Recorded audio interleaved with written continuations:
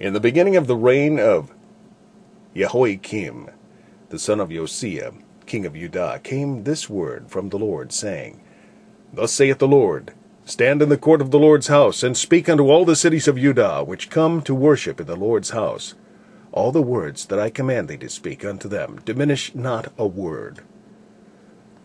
If so be they will hearken, and turn every man from his evil way, that I may repent me of the evil which I purpose to do unto them because of the evil of their doings. And thou shalt say unto them, Thus saith the Lord, If ye will not hearken to me, to walk in my law, which I have set before you, to hearken to the words of my servants the prophets, whom I sent unto you, both rising up early and sending them, but ye have not hearkened, then will I make this house like Shiloh, and will make this city a curse to all nations of the earth. So the priests and the prophets and all the people heard Jeremiah speaking these words in the house of the Lord. Now it came to pass, when Jeremiah had made an end of speaking all that the Lord had commanded him to speak unto all the people, that the priests and the prophets and all the people took him, saying, Thou shalt surely die.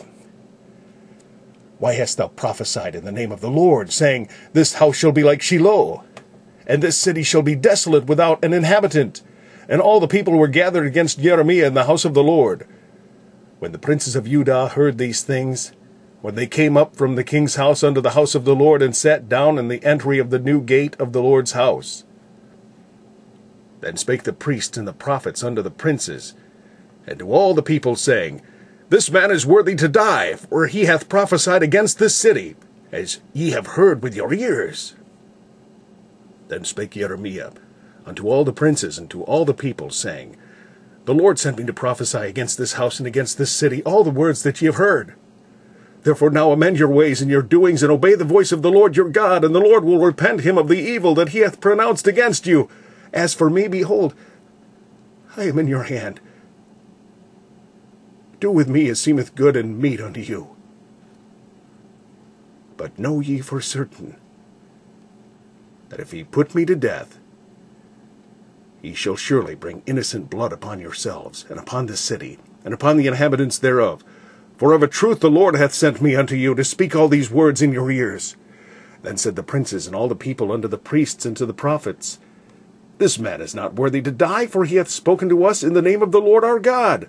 Then rose up certain of the elders of the land, and spake to all the assembly of the people, saying, Micah, the Morashathite, prophesied in the days of Hezekiah, king of Judah, and spake to all the people of Judah, saying, Thus saith the Lord of hosts, Zion shall be plowed like a field, and Jerusalem shall become heaps, and the mountains of the house as the high places of a forest. Did Hezekiah, king of Judah, and all Judah put him at all to death?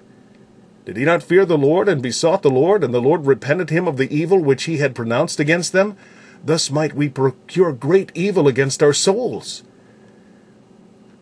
And there was also a man that prophesied in the name of the Lord, Urijah, the son of Shemaiah, of Kirjath-jearim, who prophesied against this city and against this land, according to all the words of Jeremiah.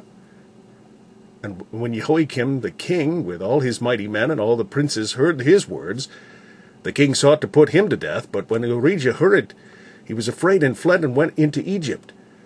And Jehoiakim the king sent men into Egypt, namely Elnathan, the son of Achbor, and certain men with him into Egypt. And they fetched forth Urijah out of Egypt, and brought him unto Jehoiakim the king, who slew him with the sword, and cast his dead body into the graves of the common people.